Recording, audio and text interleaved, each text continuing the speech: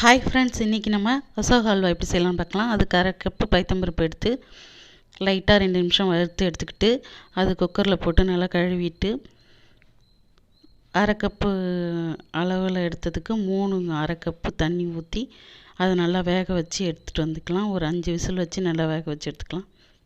பாருங்கள், நல்லா வெந்துருச்சு. இதை நம்ம ஒரு ஜாரில் மாற்றி ஒரு ஓட்டு ஒட்டிட்டு எடுத்துகிட்டு வந்துடலாம். இதை பாருங்கள், இந்த மாதிரி எடுத்துகிட்டு வந்துடலாம். அதுக்கப்புறம் ஒரு பேனில் 3 ஸ்பூன் அளவுக்கு நெய் விட்டு 50 கிராம் முந்திரி இருக்கும் வறுத்து எடுத்துக்கலாம்.